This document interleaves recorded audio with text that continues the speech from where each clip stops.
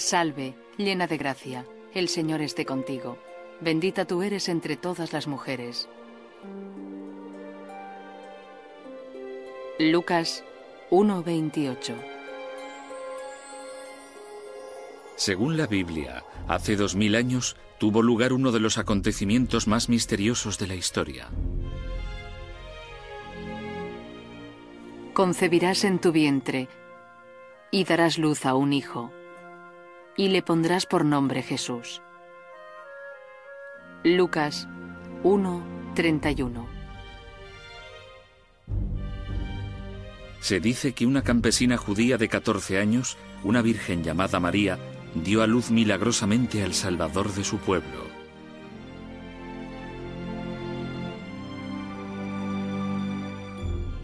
Hay escasas pruebas de la extraordinaria vida de María.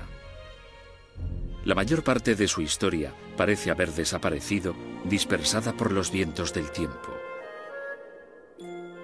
Incluso los 4 evangelios de Mateo, Marcos, Lucas y Juan desvelan poco sobre ella, unas escasas 17 líneas en total. La historia de María me parece bastante misteriosa. ¿Cómo puede haber tan poco sobre ella en el Nuevo Testamento y tanto sobre ella en la Iglesia? Esa es la pregunta que tenemos que tratar de contestar.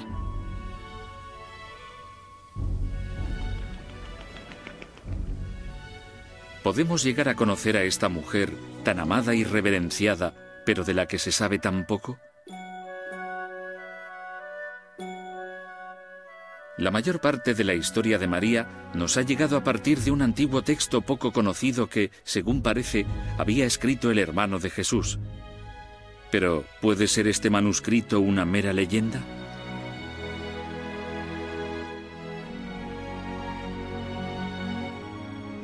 Las preguntas sin respuesta sobre esta mujer extraordinaria, la Madre de Jesús, parecen interminables. ¿Cuál es la verdadera naturaleza de la Inmaculada Concepción de María? ¿Y en qué se diferencia del virginal nacimiento de Jesús? ¿Es el marido de María, José, un hombre joven? ¿O es mayor, un viudo con hijos adultos? ¿Qué papel desempeña María en la nueva Iglesia tras la muerte de Jesús? ¿Pasó sus últimos días en Asia con el discípulo Juan? ¿O fue directamente al cielo sin dejar rastro terrenal de haber vivido? Una oración respondida.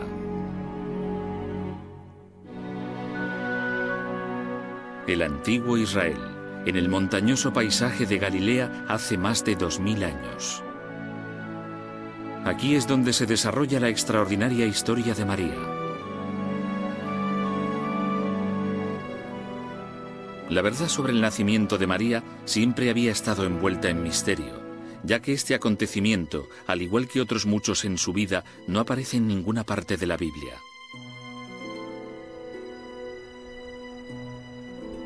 Los relatos sobre los primeros años de María que no aparecen en el Nuevo Testamento los hemos conocido tras un sorprendente descubrimiento del siglo XVI.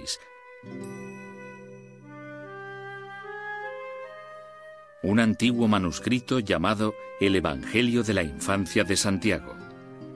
Se atribuye al hermano menor de Jesús.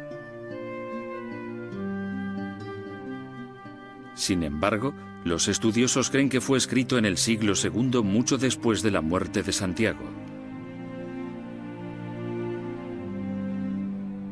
Suponen que puede proceder de historias transmitidas por los primeros cristianos. El Evangelio de Santiago, que no aparece en la Biblia, pudo escribirse por diversas razones. Creo que una de las razones es sencillamente curiosidad biográfica. La gente de la época debía querer saber de dónde venía María y qué podía saberse de su familia.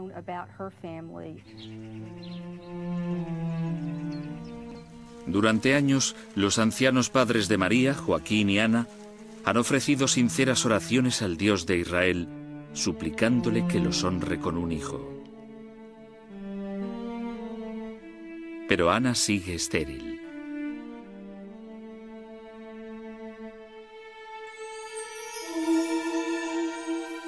Finalmente un ángel se le aparece a Ana con una noticia asombrosa. Dios ha respondido a tu oración. Darás a luz a una niña y se hablará de tu prole en todo el mundo habitado. Evangelio de la infancia de Santiago.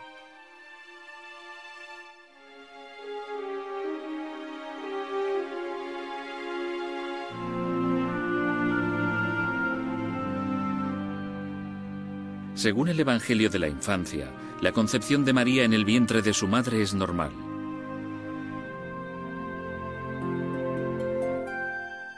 Pero Dios toma una precaución especial. María nacerá sin la mancha del pecado original, que según algunos ha marcado a todos los humanos desde que Adán desobedeció a Dios en el jardín del Edén. María será la primera Inmaculada Concepción.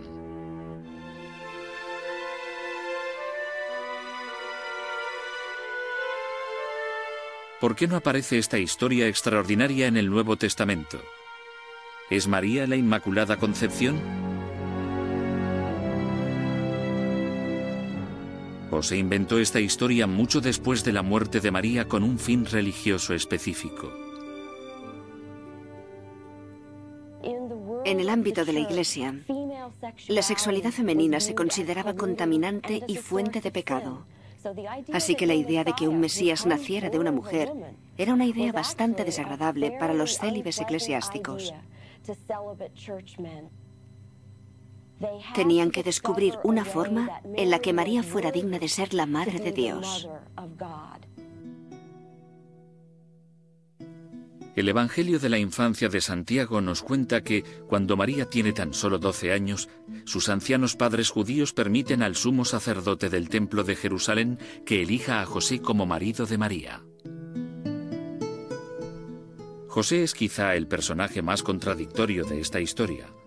Los cristianos piensan, por tradición, que se trataba de un hombre joven, de no más de 30 años. Pero el José del Evangelio de Santiago es un rico viudo de 80 años que tiene hijos adultos.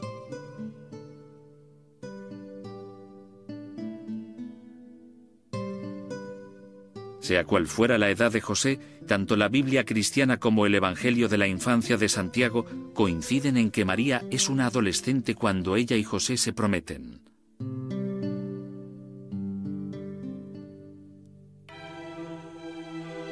Ambas extraordinarios acontecimientos que rodean el encuentro místico de María con el ángel Gabriel. Su electrizante profecía alterarán no solo su propio destino, sino también el curso de la historia.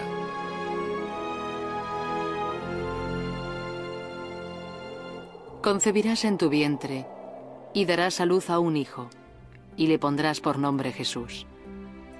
El Señor Dios le dará el trono de David, su padre, y su reino no tendrá fin. Lucas 1:31.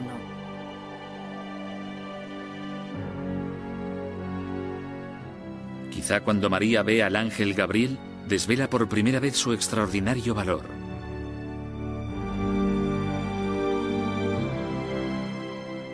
Ya que en lugar de verse abrumada por el increíble impacto de las palabras de Gabriel de que concebirá al Hijo de Dios fuera del matrimonio, María responde a esta predicción trascendental con una única y elocuente pregunta. Entonces María preguntó al ángel: ¿Cómo ha de ser? Pues no conozco varón. Lucas 1:34.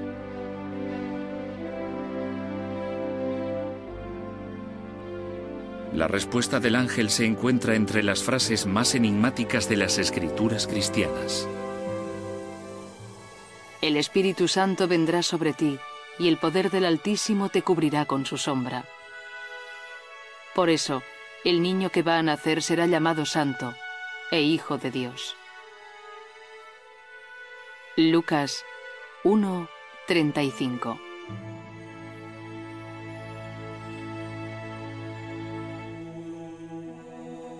Existen tradiciones opuestas en la Iglesia en cuanto al sitio donde tuvo lugar este momento crucial, aunque ambos lugares están santificados por la tradición y la fe. Ya en el siglo IV, los católicos romanos honran la gruta de la Anunciación en Nazaret como el lugar sagrado donde el ángel se presenta ante María.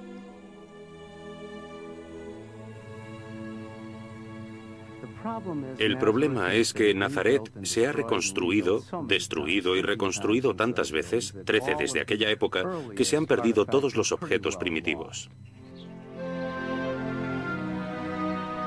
No obstante, no lejos de aquel lugar se encuentra un antiguo pozo donde los cristianos ortodoxos orientales creen que tuvo lugar la visita del ángel a María.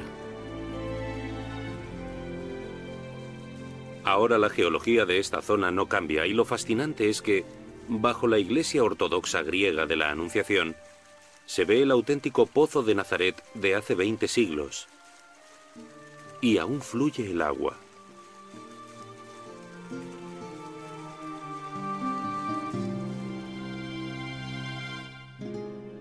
A pesar de estas afirmaciones opuestas, todos coinciden en que el trascendental encuentro de María con el ángel es un acontecimiento que cautivará a los creyentes de todas las épocas.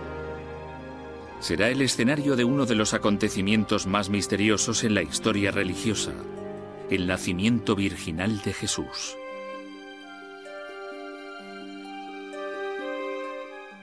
Es posible, como creen algunos, que María no fuera virgen cuando Jesús fue concebido.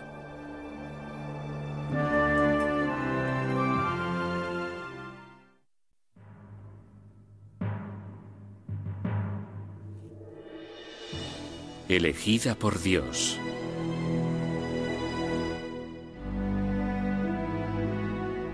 El nacimiento de Jesucristo fue así. Estando comprometida María, su madre, con José, antes de que vivieran juntos, se halló que había concebido del Espíritu Santo. Mateo 1:18. Para María, estar embarazada sin estar casada supone un peligroso dilema, aunque el niño que lleve sea el Hijo de Dios. Que una joven estuviera embarazada antes del matrimonio era un escándalo. Esto constituye una amenaza real para María. Según las escrituras hebreas, la pena por adulterio, que es lo que se habría considerado, era morir apedreada. Quizá para evitar ese destino, la Biblia nos dice que María se va inmediatamente a casa de su prima Isabel cerca de Jerusalén. Cuando María regresa 3 meses después, verá a José y será incapaz de esconderle su embarazo.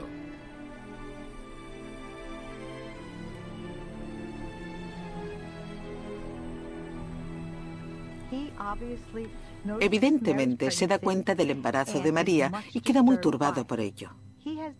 Ha decidido, y así lo dicen las Escrituras, ser un hombre justo y repudiar a María en silencio. Legalmente tenía la opción de deshonrarla públicamente o incluso de matarla apedreándola.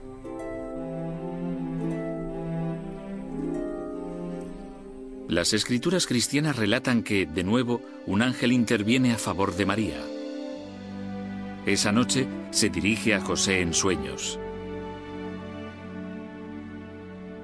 José, hijo de David, no tengas miedo de tomar a María por esposa, porque el hijo que espera es obra del Espíritu Santo. Mateo 1:20.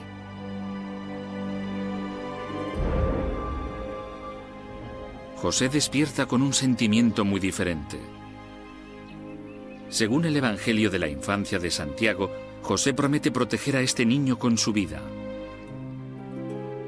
Pero sigue siendo difícil localizar el lugar exacto de este extraordinario nacimiento, aunque los evangelios lo sitúan en la ciudad de Belén.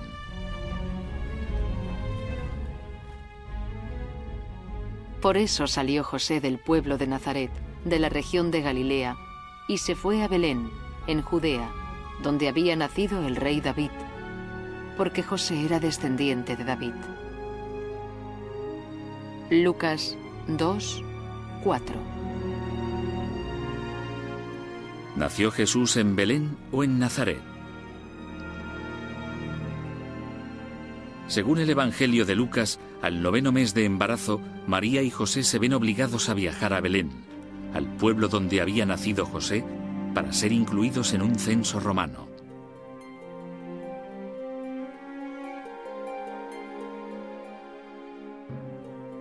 Sin embargo, sorprendentemente, los historiadores nunca han encontrado la más mínima prueba de que se realizara un censo romano en el momento exacto en que la Biblia sitúa el nacimiento de Jesús. La razón más probable por la que se nos dice que van a Belén para el nacimiento es que David, el antepasado de Jesús, había nacido en Belén. Belén está muy relacionada con la línea de David, y bien podría ser el reflejo cristiano de los orígenes davídicos de Jesús.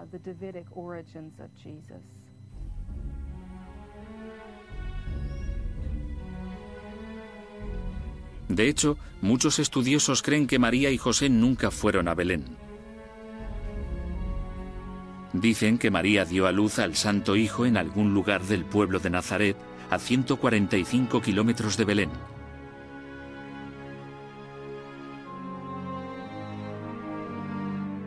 Pero aún hay otro misterio. ¿Es posible que María y José nunca se casaran?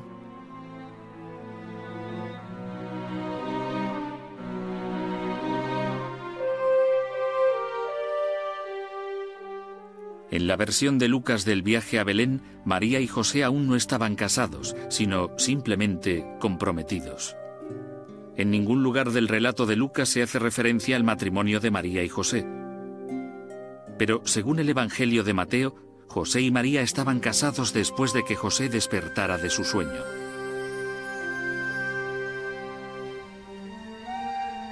Quizá el mayor misterio, y el más inquietante para los cristianos, es el de la virginidad de María.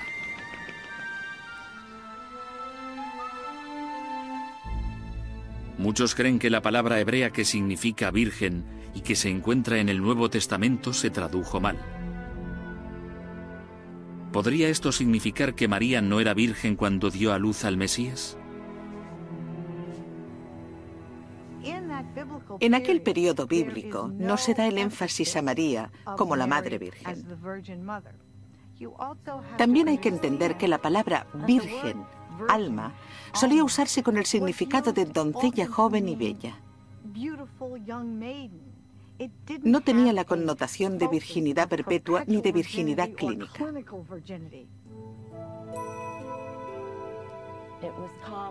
En Grecia era común decir que los niños nacidos fuera del matrimonio habían nacido de vírgenes. Existen muchas tradiciones que sugieren que la virginidad es el estado en que se encuentra la madre antes de dar a luz. La naturaleza exacta de la virginidad de María parece destinada a seguir siendo siempre un misterio.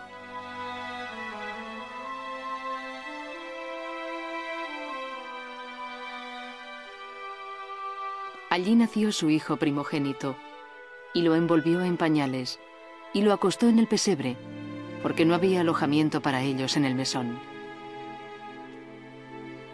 Lucas 2, 7.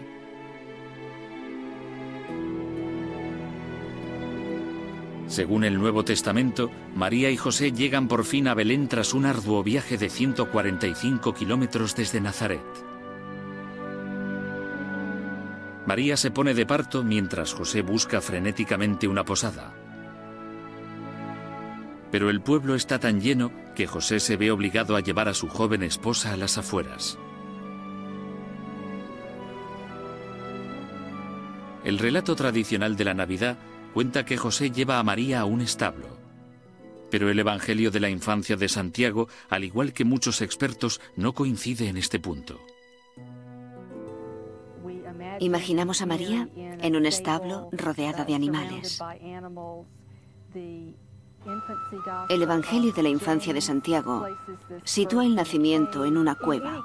En cualquier caso, hablamos de un lugar bastante desagradable y posiblemente ruidoso e incluso hediondo.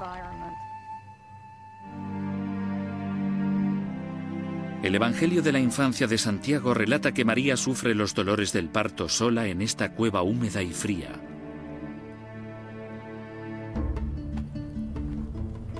Mientras José se apresura a ir al pueblo buscando desesperadamente una comadrona que la atienda.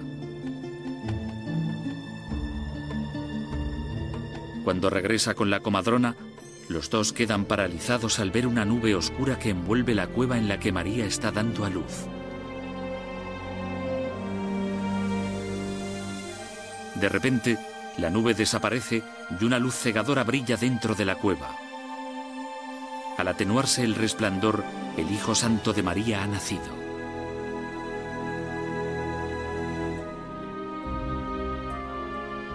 Por desgracia, poco después del milagroso nacimiento de su Hijo Jesús, María se convierte en una vulgar fugitiva.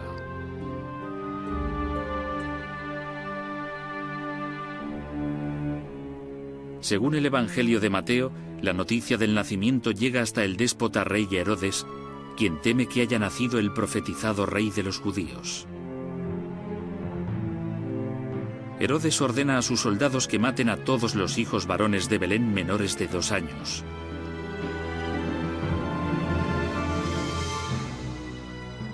Pero cuando sus hombres armados empiezan a llevar a cabo esa masacre horripilante, el marido de María tiene un sueño. Levántate, toma al niño y a su madre y huye a Egipto. Quédate allí hasta que yo te avise, porque Herodes va a buscar al niño para matarlo. Mateo 2:13. Aunque el Evangelio de Mateo menciona la huida de María misteriosamente, la Biblia no proporciona detalles de ningún tipo sobre la época que pasa en Egipto con su marido y el bebé Jesús.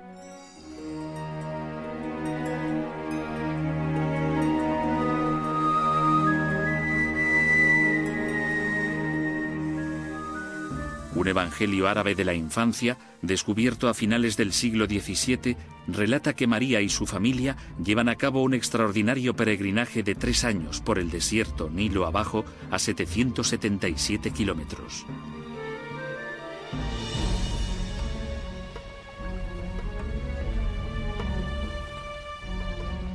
Algunos estudiosos creen que la Sagrada Familia viajó a Alejandría, donde otros judíos expatriados pudieron ayudarles a encontrar refugio. Desde Alejandría puede que se dirigieran a lo que hoy es el Cairo, a una gruta que, en la actualidad, queda debajo de esta iglesia de San Sergio. Según la leyenda, durante 3 meses, María y su familia vivieron escondidos mientras permanecían alerta ante los soldados de Herodes.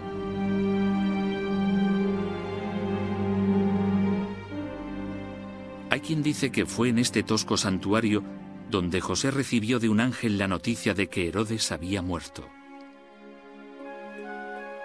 Levántate, toma al niño y a su madre y regresa a Israel, porque ya han muerto los que querían matar al niño. José se levantó, tomó al niño y a su madre y volvió a Israel. Al llegar, se fue a vivir al pueblo de Nazaret. Mateo 2:20. Con el paso de los años, María cría a su extraordinario hijo.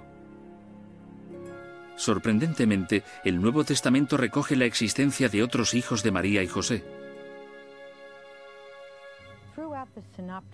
A lo largo de los evangelios sinópticos, Marcos, Mateo y Lucas, se habla de 4 hermanos y de hermanas anónimas.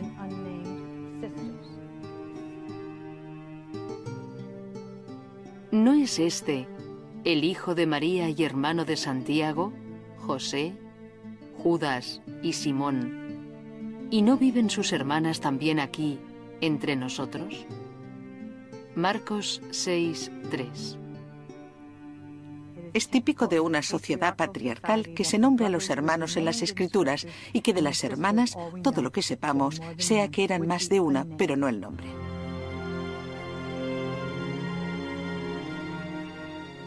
Según el Nuevo Testamento, cuando Jesús, su primogénito, tiene 12 años, María y José llevan al niño al templo de Jerusalén, probablemente para celebrar su bar mitzvah.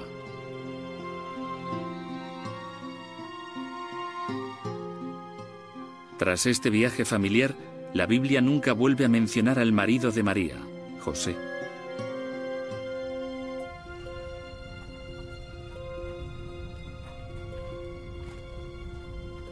La influencia de María sobre Jesús sigue siendo un enigma fascinante.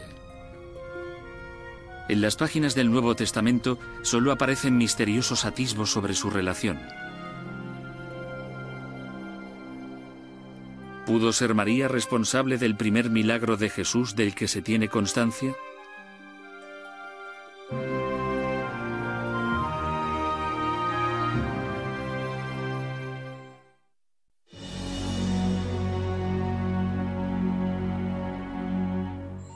Un papel misterioso.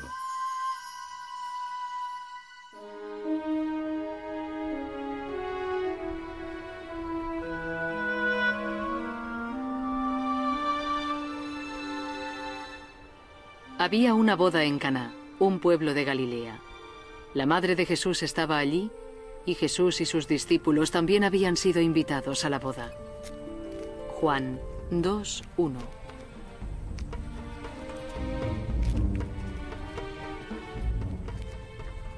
El Evangelio de Juan ofrece misteriosas pistas sobre la vida de María como madre de Jesús.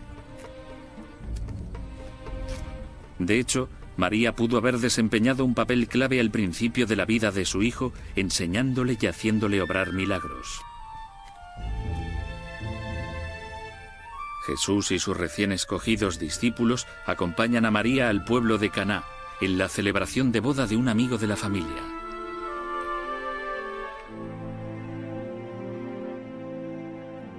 Cuando se acabó el vino, la madre de Jesús le dijo: «Ya no tienen vino».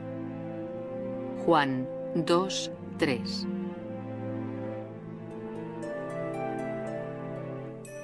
Al principio, Jesús parece negarse a la petición de su madre, diciendo que aún no ha llegado su hora.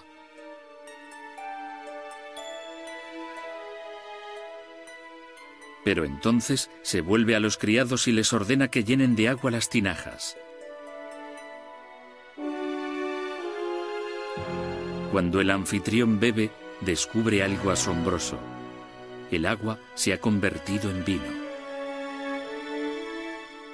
Jesús ha llevado a cabo el primer milagro del que se tiene constancia en respuesta a la llamada de su madre.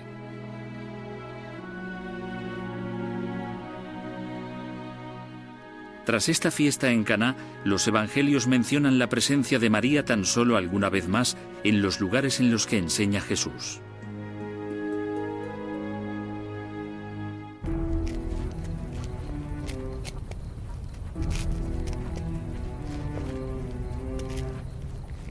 Incluso durante los tumultuosos acontecimientos que rodean el prendimiento y proceso de Jesús, los escritores del Nuevo Testamento no mencionan a su propia madre.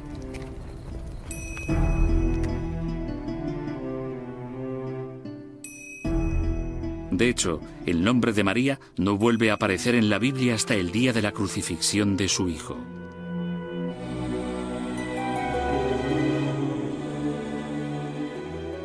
En el monte Calvario se la ve al pie de la cruz, testigo conmovedora pero valiente de la agonizante ejecución de su propio hijo.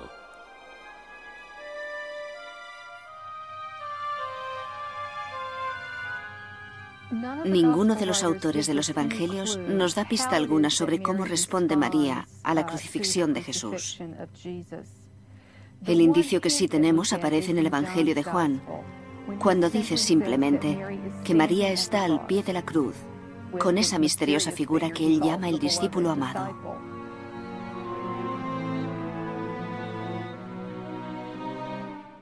Cuando Jesús vio a su madre y junto a ella al discípulo a quien él amaba, le dijo a ella: «Mujer, ahí tienes a tu hijo. Luego dijo al discípulo, ahí tienes a tu madre. Desde entonces, aquel discípulo la recibió en su casa. Juan 19:26.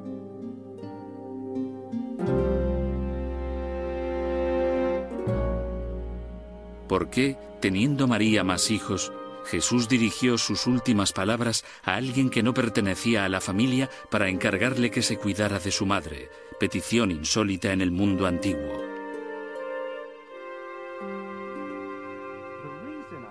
Creo que la razón por la que no se queda con su segundo hijo, Santiago, es que aún no se había convertido al cristianismo. Por eso Jesús escoge a Juan. Pero es la aparición de Jesús tras la resurrección lo que convirtió a Santiago.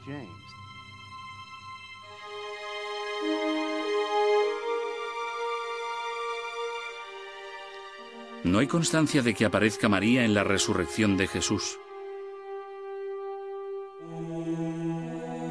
No será hasta casi 2 meses más tarde cuando vuelva su nombre a las páginas del Nuevo Testamento.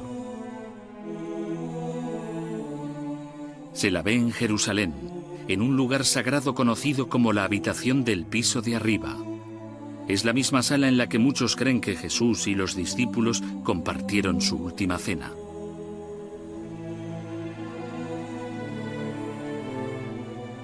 María y sus hijos se reúnen para orar con los 12 apóstoles y 100 personas más.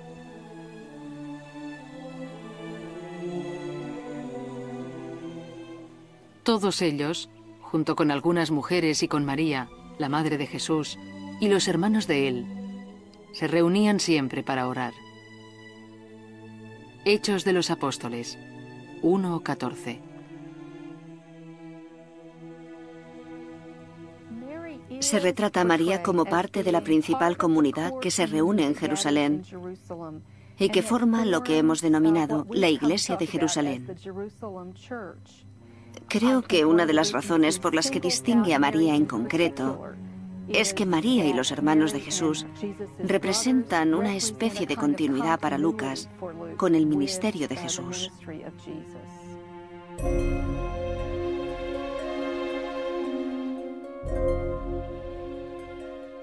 Según en el libro de los Hechos, es en el transcurso de uno de estos encuentros cuando María, sus 4 hijos y los apóstoles sufren una profunda transformación mística.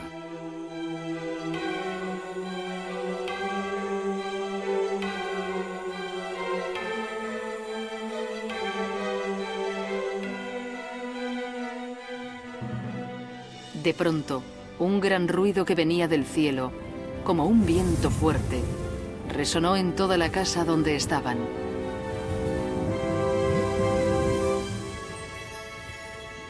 Y se les aparecieron lenguas de fuego repartidas sobre cada uno de ellos.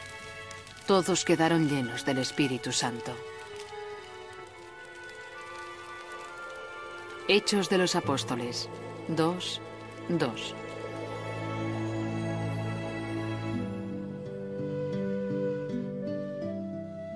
Tras este momento trascendental, la Biblia no vuelve a mencionar a María por su nombre.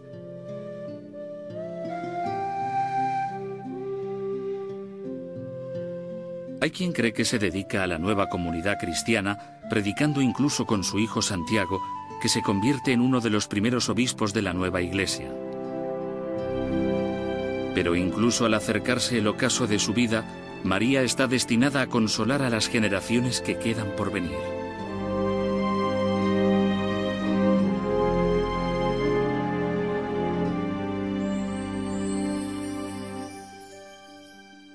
Conozcamos la controversia en los últimos días de María y los ecos inolvidables de su presencia imperecedera.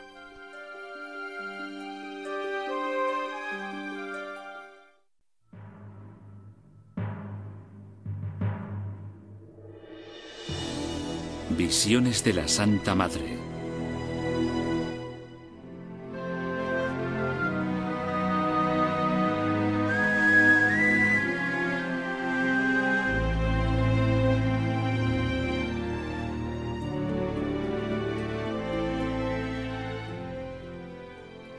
Todos percibimos que su cuerpo precioso e inmaculado era transportado al paraíso. La Asunción de María, manuscrito del siglo V. Puede que la verdadera historia de los últimos días de María siga siendo para siempre fuente de una gran controversia. De hecho, existen teorías muy encontradas sobre su muerte. Según una tradición cristiana, María pasa sus últimos años en Jerusalén y muere 22 después de la ejecución de Jesús. Hay quien cree que fue depositada en una tumba situada cerca del Monte de los Olivos.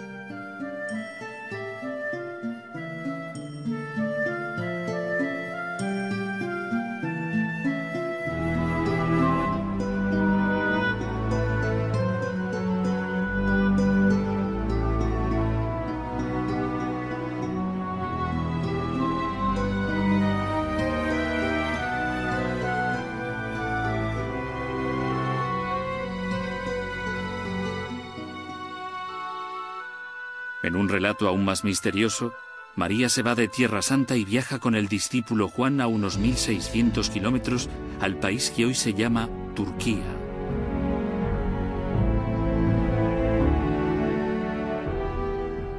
Es aquí, en la antigua ciudad de Éfeso, donde María y Juan predican juntos el Evangelio hasta la muerte de María.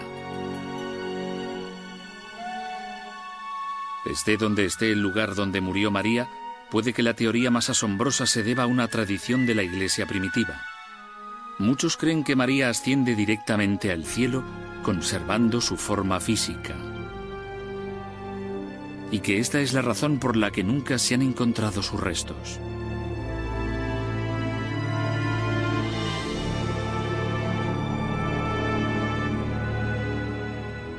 Puede que nunca se resuelva el misterio de la muerte de María. Pero a pesar de las esquemáticas pruebas ofrecidas sobre ella en la Biblia, la leyenda de María sigue creciendo.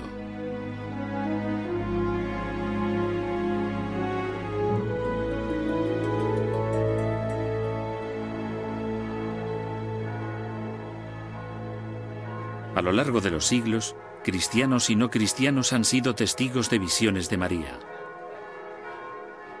Según los investigadores, se han notificado cerca de 80.000 apariciones marianas ya desde el siglo III.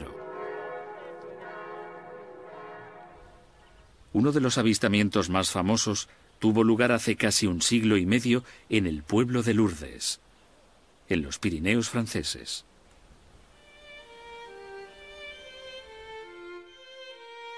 Finales de invierno del año 1858. En la helada quietud, Bernadette Soubirous, una muchacha pobre y enfermiza de 14 años, oye de pronto un fuerte crujido en la maleza que tiene detrás. Se vuelve y observa asombrada cómo cobra forma ante sus ojos una hermosa adolescente con un largo vestido blanco y una capa azul.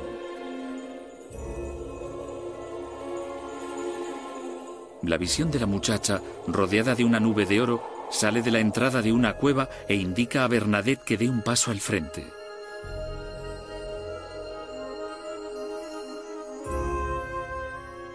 Me froté los ojos, los cerré, volví a abrirlos, pero la señora seguía allí, sonriéndome y haciéndome entender que no me equivocaba.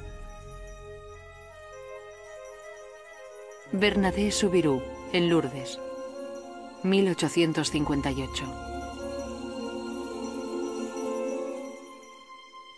Según la historia de Bernadette, la bella muchacha le pide que cabe en el suelo cerca de la cueva. Misteriosamente, Bernadette descubre un manantial cuya agua comienza a brotar desde algún lugar en lo profundo de la gruta. Actualmente, el agua sigue fluyendo, 123.000 litros al día. Millones de personas vienen a Lourdes porque creen que el agua que descubrió Bernadette puede curarlas.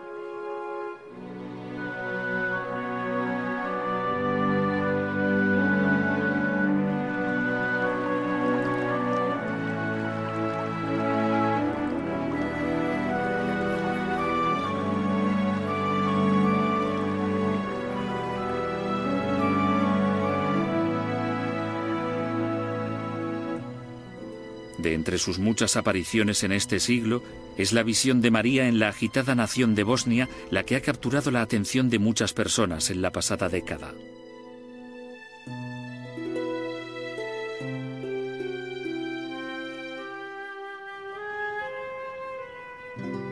Corre el año 1981 a finales de junio, en el pueblo de campesinos de Medjugorje, una aldea de no más de 250 familias. Según dicen, María se aparece a 6 niños croatas y les dice que es la reina de la paz. Trágicamente, en 1992, Medjugorje queda atrapada en el fuego cruzado de la mortal guerra interna.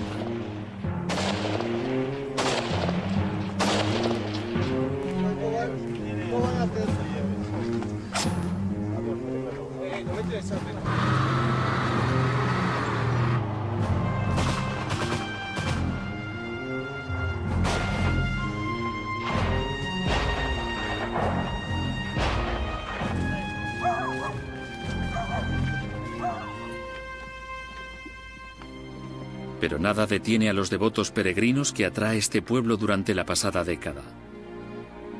Continúan yendo más de 11 millones hasta el momento, con la esperanza de atisbar la que creen que será la presencia milagrosa y sanadora de María. Creo que las apariciones de María, con su poderoso impulso curativo, son testimonios de la fe de la gente sencilla, de gente desesperada, que siente una necesidad y busca una razón para decirse a sí misma que es posible estar bien.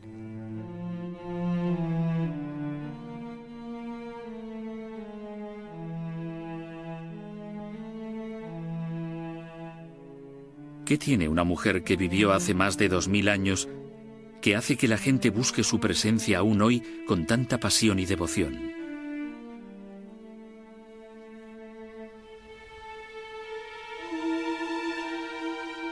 Quizá haya una pista para esta misteriosa cuestión en las páginas de la propia Biblia.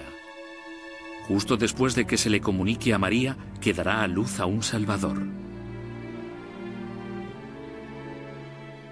María dijo: Mi alma alaba la grandeza del Señor. Mi espíritu se alegra en Dios, mi Salvador, porque Dios ha puesto sus ojos en mí, su humilde esclava, y desde ahora me llamarán dichosa. Lucas 1:46.